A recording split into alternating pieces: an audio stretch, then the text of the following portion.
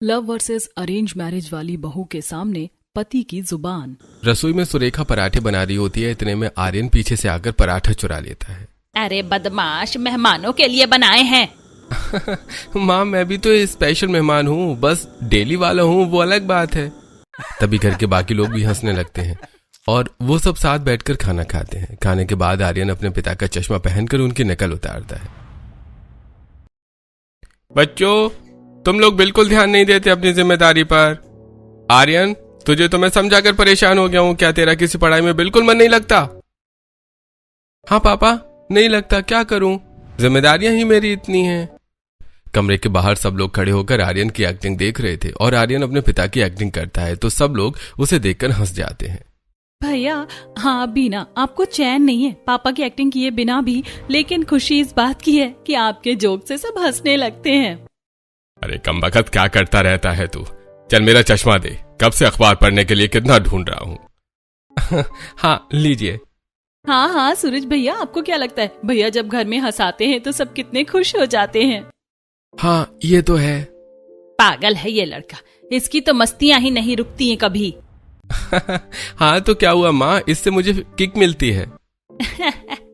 आजा मैं तुझे किक दूं, बहुत जुबान चलने लग गई है तेरी। अरे नहीं नहीं, मैं तो बस मजाक कर रहा था। ऐसी हंसी मजाक चलता है लेकिन सुरेखा देखती है कि छोटा बेटा एकदम शांत है। क्या बात है सूरज बेटा, तू परेशान क्यों है? कुछ नहीं माँ, कोई भी तो परेशानी नहीं है मुझे। झूठ मत बोल, तेरी आंखों में मैंने सब कुछ पढ़ लिया है और वैसे भी तेरी माँ हूँ। बता क्या बात हो गई? तू हमेशा शांत रहता है, कभी कुछ नहीं बताता, बोल। माँ वो थोड़ा सा नुकसान हो गया दुकान का। जबकि माँ मेरे पास एक्स्ट्रा स्टाफ का लड़का था, फिर भी वो ग्राहक डबल स्टैंडर्ड वाला निकला और दुकान से 2 महंगे पीस दिखाई दिल्ली ले गया। थोड़ा सा नुकसान तो हुआ है लेकिन तू ऐसे परेशान मत रह, भूल जा। माँ मैं आपका सबसे नकारा और बेकार बेटा हूँ ना। नहीं, ऐसे समझने की तुझे कोई जरूरत नहीं है, तू बहुत अच्छा है। हाँ लेकिन क्या फायदा है, उसकी जुबान तो खुलती नहीं है। उस टाइम चिल्लाने लगता या दूसरों को बताता तो लोग भागते हैं और उस चोर को पकड़ लेते हैं। छोड़िए पापा, जाने दीजिए। सूरज खाना भी नहीं खाता है, तब सुरेखा उसे अपने हाथ से खाना खिलाती है। दरअसल सूरज चुपचाप रहता था, अपने दिल की बातें दिल में रख लेता था। वहीं बड़ा बेटा इतना बातूनी था कि उसकी मस्ती कभी रुकती नहीं थी। एक दिन मोहल्ले में पार्टी हो रही थी, तभी आर्यन स्टेज संभालता है। हेलो दोस्तों, अब आपके लिए नेक्स्ट परफॉर्मेंस ला रहा हूं मैं। दोस्तों घर से निकल पड़ा हूं, ना कोई मंजिल है ना कोई रास्ता। ओ जाने जाना ढूंढे तुझे दीवाना, सपनों में रोज आए आ जिंदगी में आना सनम। सब लोग उसके डांस की तारीफ करते हैं, फिर वो चुटकुला सुनाता है। वहीं सूरज बहुत देर से कुर्सी पर बैठा होता है, तभी एक बूढ़ा छड़ी लाकर उसके पैर पर मारता है। आपने मारा क्यों? अरे मारू नहीं तो तेरी आरती उतारूं क्या? कब से तू कुर्सी पर बैठा है, दिखाई नहीं देता एक बुजुर्ग खड़ा हुआ है? तब सूरज उठ जाता है, उसके पैर में दर्द होता है लेकिन किसी से कुछ नहीं कहता। वहीं बड़ा भाई सबको हंसा रहा था, तभी अचानक से लाइट जाने पर एक जोक और है, घबराइए मत। बिजली गई है, एक बार को लाइट बंद हो सकती है लेकिन हमारे परिवार में एक चीज कभी बंद नहीं होती। अंकल आप बताइए वो क्या है? मुझे कैसे पता होगा बेटा? अरे मैं बताता हूँ, वो है मेरी जुबान। सभी लोग जोर से हंसने लगते हैं, इतने में लाइट आ जाती है। सुरेखा जी आपका बड़ा बेटा बड़ा चुलबुला है, बहुत शैतानी भी करता है। ऐसा ही है ये। हाँ, जबकि छोटा बेटा बहुत शांत और मददगार स्वभाव का है, उसकी जुबान चलती हुई मैंने कभी नहीं देखी। लेकिन जो भी बोलो, रंग जमा दिया आपके बेटे ने। हाँ गायत्री जी। कुछ देर बाद जब सूरज घर में धीरे धीरे चलता है तब अमरीश, अरे तेरे पैर में क्या हुआ? कुछ देर पहले तो ठीक था। कुछ नहीं हुआ पापा, थोड़ा पैर में लग गई थी। अरे ऐसे कैसे लग गई, ठीक से बता, तू तो आराम से बैठा हुआ था। वो पापा मुकेश अंकल बैठना चाहते थे, दोनों में मजाक में पैर पर मार दिया छड़ी से। अरे तू पागल है, तूने उन्हें कुछ बोला क्यों नहीं? और तू मुझे ही बता देता, या कोई बात थोड़े होती है कि तेरे को हटाकर तुझे मारेंगे, प्यार से भी तो बोल सकते थे। अरे छोड़ो ना पापा, जाने दो। अरे ऐसे कैसे छोड़ दूं? तू हर चीज में डरपोक और शांत बनकर मत रहकर, जहां बोलना चाहिए वहां बोला कर। मैं होती तो पक्का उन अंकल को सुना देती, देखो मेरे लाल का पैर कैसे लाल हो गया। छोड़ूंगी नहीं उस मुकेश को। रश्मि, फ्रिज से बर्फ लेकर आ, कपड़े में बांध कर तेरे भाई के पैर की सिकाई करूं। सूरज क्या करता है तू बिना? थोड़े मेरे गुड़ अपने अंदर लेकर आ। और आपको जरूरत है मेरे गुड़ अपने अंदर लाने की? बहुत मस्तीखोर हो रहे हैं आप। हाँ वो तो। तब रश्मि आइस पैक ले आती है और अपने भाई के पैर पर उससे सिकाई करती है। माँ दर्द हो रहा है। अब कैसे आवाज निकल रही है तेरी? पहले तो निकली नहीं जो अब निकल रही है। बचपन में भी बिना गलती के स्कूल से पिट कर आ जाता था। ऐसे दिन गुजरते हैं। बड़ा बेटा मोहल्ले में भी मोहल्ले की आंटी से मजाक करता था और छोटा बेटा इतना समझदार था कि औरों की मदद करता था। एक दिन सुरेखा आर्यन से शादी की बात करती है। आर्यन बेटा, अब मुझे तेरी शादी के लिए सब लोग टोक रहे हैं। अब तू शादी कर ले। कल एक लड़की पसंद की है, हमें उनके घर जाना है। क्या शादी? अरे माँ लड़की ढूंढकर उसके घर जाने के लिए अब बता रही हो? नहीं माँ, मैं शादी नहीं कर सकता। क्यों नहीं करेगा? माँ, मैं किसी और से प्यार करता हूँ और मैं लव मैरिज करूंगा। अब आप ये मत कहना कि बेटा तू शादी किसी और से कर और प्यार किसी और से। ये उस लड़की की भी लाइफ बर्बाद करोगे, आप मेरी भी, और उससे मैं प्यार करता हूँ उसकी भी। तूने हमें बताया कि तू किसी से प्यार करता है और शादी करना चाहता है। मैं किसी से आगे बात ही नहीं करती। माँ शादी के लिए मना नहीं करूंगा, लेकिन शादी निशा से ही करूंगा। और लड़की अच्छी घर की है, हमें 3 साल हो गए हैं साथ रहते रहते। अरे अब सुरेखा, जब तुम्हारे बेटे ने सोच रखा है तो हाँ कर दो। क्या दूसरी लड़की की जिंदगी बर्बाद करना। हाँ बिल्कुल ठीक कहते हैं आप। तब सुरेखा और अमरीश आर्यन की लव मैरिज के लिए हाँ कर देते हैं। यही खुशखबरी बताने के लिए आर्यन छत पर जाकर अपनी गर्लफ्रेंड को कॉल करता है। क्या बात है जानू, इस टाइम तो तुम हमेशा मना करते हो कि कॉल मत किया कर। घर में होता हूँ, आज क्या हो गया? अरे बस वही हुआ है जो होना चाहिए था। अब मैं जब चाहे तुमसे जी भर के घर पर बात कर सकता हूँ। मम्मी पापा हम दोनों के रिश्ते के लिए मान गए हैं। सच? ये तो बहुत अच्छी बात है। हाँ जानू, अब तुम ये बताओ, शादी के बाद भी तुम मुझे इसी तरीके का रोमांस करती रहोगी ना? हाँ बेबी, आखिर मैं तुमसे प्यार जो करती हूँ। चलो तुम मुझे शादी के बाद रात में बाइक पर बिठाकर आइसक्रीम खिलाने तो ले जाओगे ना? और क्या जानू, ठीक है तो कल मुझसे मिलने आना। आ जाऊंगी, लेट मत होना। पैसिफिक कैफे आना ठीक 8 बजे। ओके। अगले दिन आर्यन निशा से मिलने पहुंचता है और 2 मिनट लेट हो जाने पर निशा अपने नखरे दिखाने लगती है। तब वो घुटने पर आकर गुलाब देकर आर्यन उससे माफी मांगता है।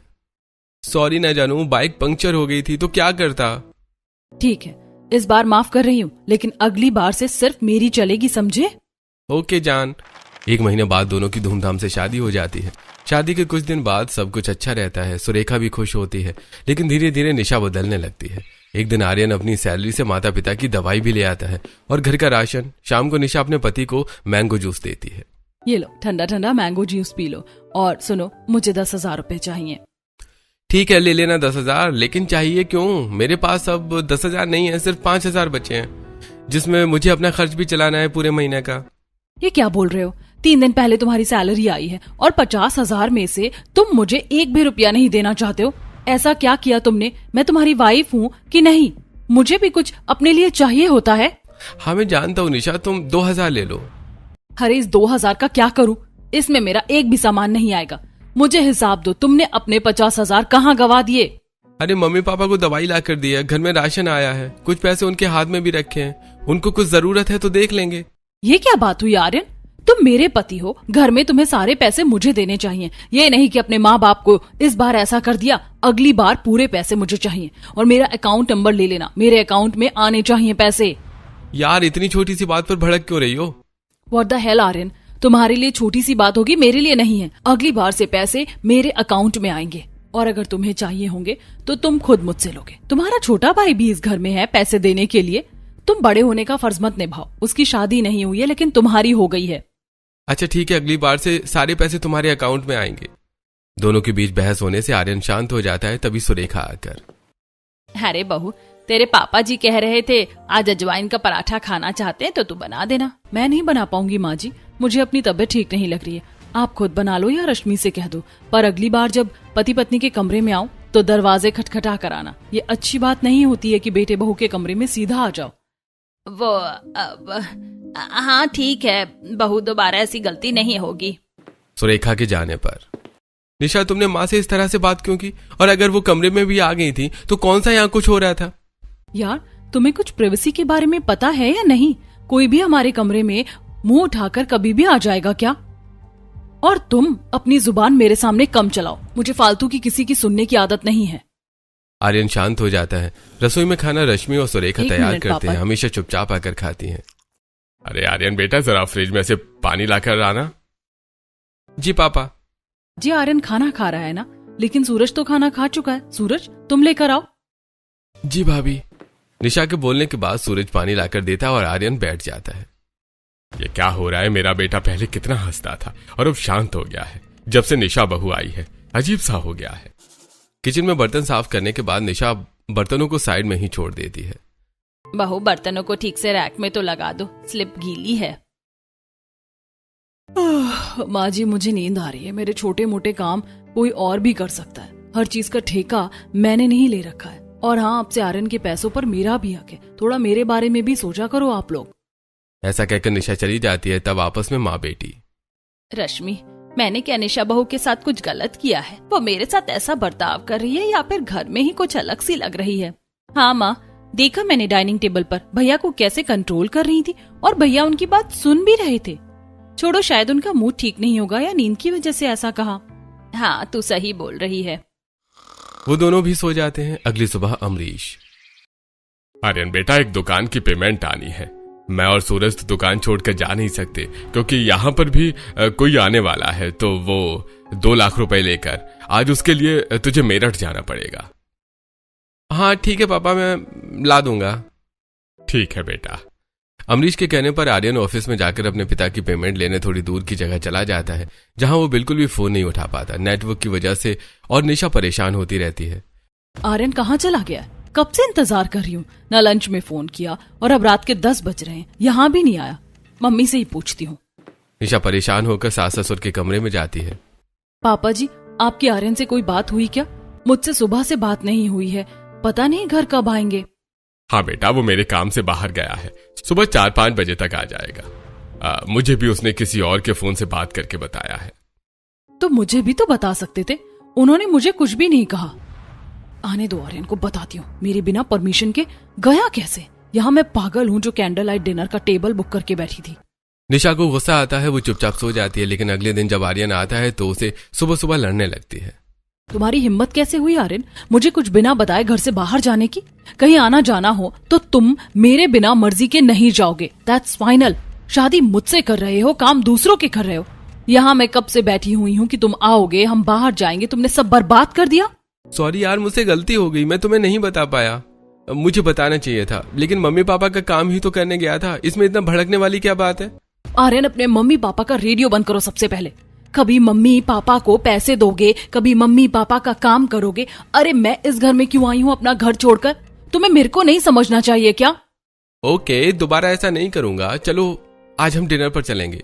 आर्यन, मुझे दोबारा गुस्सा दिलाने की कोशिश मत करना, और मुझे कहीं भी नहीं जाना। मेरे पैर दर्द हो रहे हैं, पैर दबाओ, और फिर मुझे आज अपने हाथ से सैंडविच बनाकर खिलाओगे। ठीक है जानू, खिलाऊंगा ना, वैसे भी थक गया हूँ, ऑफिस नहीं जाऊंगा। निशा पूरे तरीके से आर्यन पर दबाव बनाए रखती है। वो पहले उसका पैर दबाता है और निशा बहू होने के नाते घर का कोई काम नहीं करती। ये सब सास नंद को ही देखना पड़ता है। फिर आर्यन जब उसके लिए सैंडविच बनाता है, घर में ये बात सबको अटपटी लगती है और अपनी बीवी को खिलाता है। माँ भैया बहुत बदल से नहीं गए हैं, अब तो हंसते ही नहीं है, ना हंसी मजाक करते हैं, बस भाभी जो बोले वही करते हैं। करना भी चाहिए, वो नाराज हैं। लेकिन अब ऐसा लगता है उसके चेहरे से मुस्कुराहट सी चली गई है। अरे भैया, आप आ गए। आप अपना स्टैंड अप कॉमेडी तो करो, कब से किया ही नहीं है, एक जोक सुनाओ। हाँ ठीक है, तो जैसा कि आर्यन, तुम कोई जोकर हो या सर्कस में पार्टिसिपेट लिया है जो लोगों को हंसाओगे? अंदर जाकर आराम करो, थक गए होगे ना। और रश्मि, तुम भी देख लिया करो, भाई 4 बजे आया है। सॉरी भाभी। निशा का कंट्रोल करते हुए सब देखते हैं। आर्यन अंदर सोने चला जाता है। घर में स्थिति ऐसे ही बन जाती है और ये बात आस पड़ोस के लोग भी नोटिस करने लगे थे। शाम को ऑफिस वर्क खत्म होने के बाद, यार स्पाइडरमैन की हॉलीवुड मूवी रिलीज हुई है, चल देखने चलते हैं। हाँ यार, बहुत फालतू मूवी है, चल चलते हैं। हाँ ठीक है, मैं चलूंगा, एक बार अपनी बीवी से पूछ लेता हूँ। बीवी से पूछ लेता हूँ? अरे बीवी से पूछने वाली क्या बात है? अब क्या तू उसे आने जाने हगने के लिए भी परमिशन लेगा? वहां इतनी भी नहीं चलती तेरी लव मैरिज में, हाँ? अरे जोरू का गुलाम हो गया है, अगर तेरी बीवी परमिशन दे दे तो तू आ जाना, हम निकलते हैं तब तक। ऑफिस के दोस्त आर्यन का तमाशा बना देते हैं। वहीं निशा भी अपने पति को जाने से मना कर देती है, जिसकी वजह से वो घर आ जाता है। अगले दिन पड़ोसन गायत्री, वैसे सुरेखा तेरी बड़ी बहू दिखती नहीं है ज्यादा काम करते हुए, बस पति के साथ बाहर घूमते ही नजर आती। घर में सब ठीक तो है? हाँ, सब कुछ सही है। पता नहीं था तेरा बड़ा बेटा लव मैरिज करेगा। छोटा बेटा लव मैरिज करने वाला है क्या? अरे वो कहाँ से लव मैरिज करेगा, वो तो एकदम शांत रहता है, दुकान पर भी कम ही बोलता है लड़कियों से। उसके लिए तो मुझे ही ढूंढनी पड़ेगी।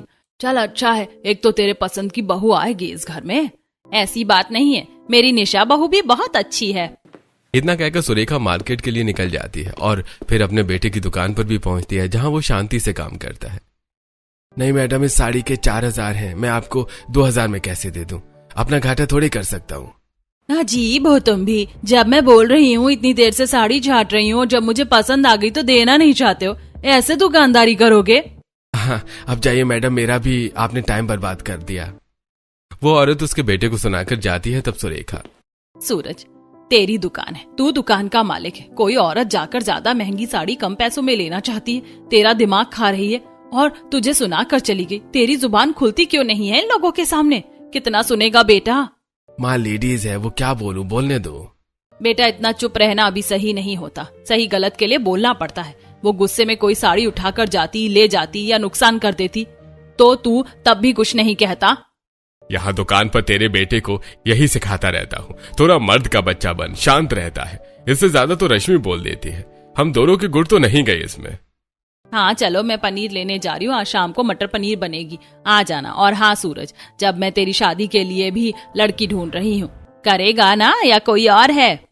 कहाँ से आएगी माँ, मैं सारा दिन दुकान में रहता हूँ, आप जिससे बोलोगे उससे शादी करूंगा। हाँ। तब सुरेखा पनीर लाते हुए चली जाती है। शाम को सब पनीर की सब्जी खाते हैं और एक तरफ सुरेखा अपने छोटे बेटे के लिए लड़की ढूंढने लगती है, लेकिन कहीं मिलती नहीं है। 4 महीने बाद उसे एक सर्वगुण संपन्न संस्कारी संध्या नाम की लड़की मिलती है, जिससे वो अपने बेटे का रिश्ता जोड़ देती है और धूमधाम से शादी करके वो इस घर में आती है। बहू, दाएं पैर से कलश गिराकर अंदर आ जाओ और फिर हल्दी का छाप इस चौखट पर लगा दो। जी माँ जी। चावल का कलश गिराकर संध्या गृह प्रवेश करती है और हल्दी का छाप चौखट पर लगाती है। चलिए भैया, मैं आपको और भाभी को कमरे तक यूं ही नहीं जाने दूंगी, मेरा नेक दीजिए रास्ता रोकने का। ये ले, तू भी क्या याद रखेगी कि मेरी शादी में मैंने तुझे कितनी बार पैसे दिए। तब दोनों पति पत्नी कमरे में चले जाते हैं और बाकी जाने भी। तब सूरज को प्यास लगती है, वो पानी लेने के लिए निगाहें इधर उधर करता है। इतने में संध्या पहले ही उसे पानी का गिलास पकड़ा देती है। तुम्हें कैसे पता मुझे पानी चाहिए? मैंने तो कुछ कहा भी नहीं।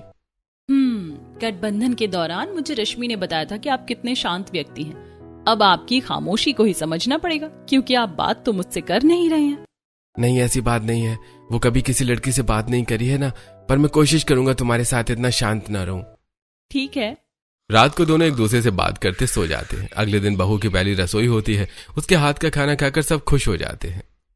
वाह छोटी भाभी, मस्त चाप की सब्जी बनाई है आपने और पूरियां भी एकदम नरम है। पता है जब निशा भाभी ने खाना बनाया था तो उसमें मीठे में नमक और नमकीन में चीनी कर दी थी। अरे हाँ, उस टाइम मैंने पहली बार अलग ही नमकीन खीर खाई थी। सभी लोग घर में हंसने लगते हैं, जो कि निशा को बिल्कुल अच्छा नहीं लगता। निशा घूर के अपने पति को देखती है तो वो शांत हो जाता है। ये क्या, दीदी ने आंखें दिखाई और भैया एकदम शांत हो गए। बहू, बहुत बढ़िया खाना बनाया है तुमने। हाँ बहू, और तुम मुंह दिखाई के लिए अच्छे से तैयार हो जाना, कुछ सहेलियां आ रही हैं मेरी। जी माँ जी। 2 घंटे बाद सुंदर सी बनारसी साड़ी में बालों में छोटी लगाकर भारी पायल पहनकर संध्या अपनी मुंह दिखाई में बैठ जाती है। तब सुरेखा की सहेलियां उसकी बहू की शक्ल देखती हैं तो एक तो हैरान हो जाती है। अरे सुरेखा, तेरी बहू तो बहुत बढ़िया है, अच्छी है, जानती हूँ मैं इसे। बेटा तुम राजीव नगर की हो ना? जी आंटी जी, मैंने भी आपको पहचान लिया, एक दिन आप हमारे घर कीर्तन पर आई थी। हाँ बहू, जाओ रसोई में से कुछ ठंडा शरबत बना कर ले आओ हमारे लिए। जी अभी लाई। संध्या रसोई में शरबत बनाने जाती है तो शर्मिला सुरेखा से चुगली करती है। अरे तुझे अपने घर में बहू लाने के लिए यही लड़की मिली थी क्या? अरे इसकी तो मैंने बहुत चर्चा सुनी है। 3 महीने पहले इसका बॉयफ्रेंड था निक्कू नाम का। भले ये सर्वगुण संपन्न होगी लेकिन चरित्र तो इसका सही नहीं है ना। शर्मिला, तो ये क्या बोल रही है? मैंने इसके बारे में बहुत अच्छे से जांच पड़ताल की है। फिर तो तूने झूठी जांच पड़ताल की है या फिर इसकी माँ ने ही तुमसे सच्चाई छुपाई है। मैं वहीं रहती हूँ, उसके बॉयफ्रेंड ने उसे छोड़ दिया है और किसी की गर्लफ्रेंड को तूने अपने घर की बहू बना दिया। वाह, मुझे इतना बड़ा झूठ बोला कि और मेरे बेटे की ऐसी लड़की से शादी हो गई। छोड़ूंगी नहीं, अब इसको नाच नचाऊंगी। चल, मेरा काम था तुझे बताना, मानना ना मानना तेरी मर्जी, और मुझे इसके हाथ का कुछ खाने पीने में कोई इंटरेस्ट नहीं है। बाय। आंटी तो बढ़िया काम कर गई। मुझे लगा माँ जी की फेवरेट बहू बनेगी क्योंकि उनकी पसंद से आई है, लेकिन मेरा रास्ता तो साफ हो गया।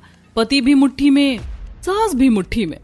तभी निशा के फोन पर मैसेज आता है और वो छत पर चली जाती है। अरे यार, क्या है तुमको, इतना नॉन स्टॉप मैसेज क्यों करते हो? स्वीटहार्ट, तुम्हारे बिना मन कहाँ लगता है। अपने घर की शादी की वजह से तुमने मुझसे ठीक से बात नहीं करी। मुझे तो मेरा प्रॉपर टाइम चाहिए। मिलने कब आओगी? तुम मुझे ब्रांडेड शर्ट दिलाने वाली थी। अरे हाँ, मैं कुछ भूली नहीं हूँ। तुम्हें ब्रांडेड शर्ट भी दिला दूंगी और मिलने भी आ जाऊंगी, लेकिन अभी नहीं। निशा रसोई में देवरानी के पास जाती है। अभी तक तुमसे शरबत नहीं बनी? बस दीदी, बन गया। खाली शरबत अच्छी नहीं लगती, इसीलिए स्नैक्स ले जा रही हूँ। कोई फायदा नहीं है, ऐसे काम करोगी तो कोई मेहमान तुम्हारे हाथ का कुछ नहीं खाएगा। चले गए वो लोग। निशा की बात सुनकर संध्या को बुरा लगता है। वो जब शरबत का गिलास लेकर सास को देती है तब सास गिलास फोड़ देती है। क्या हुआ माँ जी, मुझसे कुछ गलती हुई है?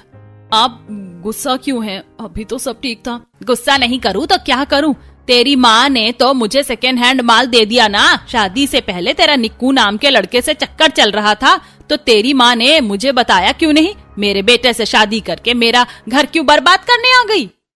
माँ जी, ऐसा कुछ भी नहीं है। हाँ, अब तेरी चोरी पकड़ी गई तो तू ऐसे ही मगरमच्छ के आंसू दिखाकर बकवास करेगी, लेकिन मैं तेरे जाल में नहीं आऊंगी। इसकी सफाई कर और चली जा मेरी नजरों के सामने से। संध्या को कांच उठाती है। अमरीश को पूरा लगता है सीधा जाकर बहू से ही क्या ही कहता। धीरे धीरे सूरज संध्या से घुलना मिलना शुरू करता है। उसके लिए गजरा, चॉकलेट, बहुत कुछ लेकर आता है। निशा ने अपने पति को पूरे तरीके से कंट्रोल में किया था। दूसरी तरफ वो छुप छुप कर बाहर अपने बॉयफ्रेंड से बात करती है। वहीं सुरेखा भी संध्या से नाराज रहती है तो हर बात पर उसे ताना देती है। कुछ दिन तो सूरज बर्दाश्त करता है, लेकिन एक दिन, ये क्या है? इसमें नमक है? बिल्कुल भी नमक नहीं है। क्या बकवास खाना बनाती है? सही है, तेरी माँ ने तुझे यहाँ भेजकर मेरे घर का सत्यानाश कर दिया। अरे बस करो माँ, एक नमक ही तो कम है, वो तो सब्जी में ऊपर से भी डल जाता है। इतना क्या आप संध्या पर बरसे जा रही हो? देख रहा हूँ छोटी छोटी बात पर आप उसकी आंखों में आंसू ला देती हैं, लेकिन मैं ये सब और नहीं सहूंगा। मेरी पत्नी है वो। कोई बात नहीं सूरज जी। सूरज, तूने मुझसे कल की आई इस लड़की के लिए ऐसे बात की? आज से पहले तो तेरी जुबान कभी नहीं खुली। हाँ, क्योंकि आपने ही बोला है कि सही होने पर चुप नहीं रहना, और यहाँ संध्या की कोई गलती नहीं है। जरूर इस लड़की ने जादू किया है। देख ले, तेरी वजह से आज मेरा बेटा मुझसे ऐसे बोल। अरे बस करो सुरेखा, छोटी सी बात का बतंगड़ मत बनाओ। माँ। सुरेखा कमरे में चली जाती है और पीछे पीछे रश्मि भी चली जाती है और अपनी माँ को संभालती है। अगले दिन जब संध्या सूरज के लिए दुकान पर खाना ले जाती है तो हवा चलने से कचरा दुकान के आगे आ जाता है। संध्या कचरे को हटाने के लिए झाड़ू लगाती है, तभी एक बाइक वाला उसे टक्कर मार के चला जाता है, जिससे संध्या की कोहनी से खून निकलता है। सूरज को ये बात बर्दाश्त नहीं होती। वो आगे जाकर बाइक रोकता है और उस लड़के को मारता है। कमीने, तुझे क्या लगता है एक औरत को टक्कर मार के चला जाएगा और मैं तेरे को जाने दूंगा? चल माफी मांग मेरी पत्नी से। और ऐसे मार्केट वाली जगह में तूने तेज कैसे बाइक चलाई, तेरे को तो अभी बताता हूं मैं। अरे भैया छोड़ दो मुझे। अरे जाने दो, इतना तो मार दिया हमने। पुलिस कंप्लेंट मत करो। अरे भाभी जी सॉरी। हाँ, जाओ। तब वो बाइक वाला चला जाता है। अमरीश ये देख हैरान होता है और डॉक्टर को बुलाता है। बेटा, तू तो पहले एकदम शांत था, अब इतनी हिम्मत कैसे आ गई? पापा, मुझे समझ आ गया है कि चुप रहना इंसान को मूर्ख बनाता है और कमजोर भी। संध्या, तुम ठीक तो हो ना? डॉक्टर, इसकी दवाई दे दीजिए। डोंट वरी, 4-5 दिन में वो बिल्कुल ठीक हो जाएगी। डॉक्टर दवाई देकर चला जाता है। सूरज संध्या को घर छोड़ देता है। उस दिन वो कोई काम नहीं करती, लेकिन सुरेखा जानबूझकर करवाती है। अरेंज मैरिज से नाराज होकर वो लव मैरिज वाली बहू को प्यार करती है, लेकिन निशा को उसकी कदर नहीं होती। शाम को ऑफिस से आकर सूरज टीवी देखती हुई माँ के बालों में चुपके से गुलाब का फूल खड़े करके लगा देता है, जिसे देखकर घर में सबसे जा रहे थे। फिर सुरेखा खुद को आईने में देख, ये किसने किया? तुम लोग इसीलिए मेरे पर इतनी देर से हंस रहे थे? तुम किसी बनरिया से कम नहीं लग रही थी। तुम्हारे छोटे बेटे ने किया है। क्या इसने? मैं मान ही नहीं सकती। ये तो मेरे से नाराज था और ये शांत स्वभाव वाला, ये सब तो आर्यन करता है। प्यारी माँ, मैं भी बदल गया हूँ। मैंने ही ये किया है, लेकिन अब भैया शांत हो गए हैं और उस दिन के लिए सॉरी। हाँ ठीक है, कर दिया तुझे माफ। शाम को सब साथ बैठकर खाना खाते हैं। रात को आर्यन निशा के करीब जाता है, तब निशा उसे धक्का मार देती है। पागल हो क्या? चिपक क्यों रहे हो? दूर रहो मुझसे। क्या हो गया है निशा, तुम मेरे साथ ऐसा करती हो? तुम क्यों कर रही हो? अब ठीक से बात नहीं करती, आई लव यू नहीं बोलता, बाजार में नहीं जाती, मेरी सैलरी से भी तुम बहुत पैसे उड़ा रही हो। वैसे क्या खरीदा था तो ये तो बता दो। क्यों बताऊं मैं तुम्हें? उन पैसों पर मेरा भी हक है, अब हर चीज का जवाब दूंगी। आर्यन की आंखों में आंसू आ जाते हैं और निशा छत पर रात में बॉयफ्रेंड से बातें करने चली जाती है। छत का दरवाजा खुला देख संध्या उसे देख लेती है। तुम नजर रख रही हो मुझ पर संध्या? नहीं दीदी, वो दरवाजा बंद करने आई थी। बिल्ली आ जाती है ना नीचे, फिर आप कर देना, मैं जा रही हूँ। ये जेठानी जी रात के 1 बजे किससे बात कर रही हैं? फिर संध्या सो जाती है और घर में सुरेखा की इस वक्त दोनों बहू से ही नहीं बन रही थी और निशा उसके सुन ही नहीं रही थी। शाम को संध्या बाजार से सब्जी लाने जाती है, तब वो अपनी जेठानी को किसी लड़के से गले मिलते हुए देख लेती है। ये जेठानी जी किसी और लड़के के साथ? मुझे जेठ जी से बात करनी होगी। संध्या घर जाकर उदास जेठ को कॉफी देते हुए कहती है, भैया, मुझे सूरज जी ने बताया आप बहुत चुलबुले तरीके के लोगों को हंसाने वाले इंसान हो, लेकिन शादी के बाद से आप शांत रहने लग गए। दीदी और आपके बीच सब कुछ ठीक नहीं है। मैंने दीदी को आधी रात में किसी से बात करते हुए और आज गले मिलते देखा। शायद वो कुछ छुपा रही हैं और ऐसे नाजुक पल में आपको शांत रहना नहीं चाहिए, आपको आवाज उठानी चाहिए। दीदी शायद आपको धोखा दे रही हैं। क्या? हम दोनों ने लव मैरिज की है, वो मुझे धोखा नहीं दे सकती। मैं गलत होना चाहती हूँ जेठ जी, लेकिन अगर मुझे उनके खिलाफ सबूत मिला तो आप इस झूठे जाल से निकल जाना, क्योंकि इस वजह से आप अपनी फैमिली से भी दूर हो रहे हैं। यह सुनकर आर्यन और परेशान हो जाता है। कुछ दिन संध्या अपनी जेठानी पर नजर रखती है और उसके चैट्स और मिलने की डिटेल निकालकर अपने जेठ को दिखा देती है। ये देखकर उसके पैरों तले जमीन निकल जाती है और संध्या की बात मानकर वो सबके सामने निशा को ले आता है। ये सब क्या है निशा? तुमसे बहुत प्यार किया, तुम्हारी हर एक चीज मानी, तुम्हारे इशारों पर नाचा, तुमने मुझे धोखा दिया। कौन है ये लड़का? तुम मुझसे प्यार करती हो? तुमने मुझ पर नजर रखी? हाँ, दिया मैंने धोखा, क्योंकि तुम तो नल्ले से हो, जोकर जैसे। मुझे तुम्हारे साथ रहने में कोई इंटरेस्ट नहीं आ रहा है। निशा बहू, तू होश में है? तू क्या बोल रही है? हाँ, मैं होश में हूँ। नहीं पसंद तुम मुझे। अब पैसे तुमसे और प्यार किसी और से मिल जाता है, वो बहुत है मेरे लिए। ये भी सुनते ही आर्यन चाटा मार देता है। अच्छा हुआ संध्या तुमने मेरी आंखें खोल दी और इसकी सच्चाई सामने ले आई, वरना मैं तो जिंदगी भर के लिए पागल बन के रह जाता। तुमने ही बताया मुझे कि ऐसी जगह पर चुप बिल्कुल नहीं रहा जा सकता। तुम तो बड़ी चालाक निकली संध्या। उसको बोलने से पहले भाभी अपने गिरेबान में झांक कर देखिए। आपने मेरे भाई की जिंदगी बर्बाद कर दी। पहले वो कितना हंसते बोलते थे, आपने उनसे उनकी आवाज छीन ली। निकल जा मेरे घर से, इससे पहले मैं तुझे धक्का मारूं। सुरेखा उसे धक्का मारकर निकाल देती है। तब आर्यन संध्या के बारे में सब कुछ बताता है। अरे माँ, मैं पागल था जो मैंने लव मैरिज की, लेकिन संध्या इस घर की बहुत अच्छी बहू है और आपकी पसंद की बहू है। लोगों ने उसके बारे में जो कहा आपको नहीं सुनना चाहिए, इसलिए मुझे बताया कि उसके साथ ऐसा कोई संबंध नहीं रहा। उस लड़के ने सिर्फ बदनाम किया था और आप दूसरों की बातों में आ गई। फिर भी बेचारी आपका सारा गुस्सा झेलती गई। दोनों भाइयों को सिखाते सिखाते तुमने अपनी आवाज क्यों बंद कर ली संध्या? क्योंकि सूरज जी, आज की दुनिया में झूठ को सच बताना आसान हो गया, लेकिन मन से शक निकालना बहुत मुश्किल। मुझे माफ कर दे बहू, मैंने तुझे बहुत परेशान किया, लेकिन तू ही मेरी इस घर की असली लक्ष्मी निकली। मेरे बड़े बेटे की जिंदगी बचा ली, दूसरे को तूने हिम्मत दी। ऐसा कुछ नहीं है माँ जी, बस मैं इस परिवार के लिए अपना फर्ज निभा रही थी। भैया, आप अपने बीते कल से आगे बढ़िए, पहले जैसे हो जाइए। इस तरह दोनों सास बहू एक दूसरे के गले लग जाती हैं। आर्यन को अपने सदमे में निकलने में टाइम लगता है। फिर उसकी बचपन की दोस्त मोनिशा उसकी जिंदगी में वापस आ जाती है, जो उसको फिर से हंसाने लगती है और अब आर्यन स्टैंड अप कॉमेडी करके फेमस हो जाता है। बहुत जल्द मोनिशा से उसकी शादी हो जाती है और दोनों बहुत खुशी खुशी रहते हैं। दोस्तों, क्या आर्यन को दूसरी शादी न करके निशा को दूसरा मौका देना चाहिए था? कमेंट करके हमें जरूर बताएं।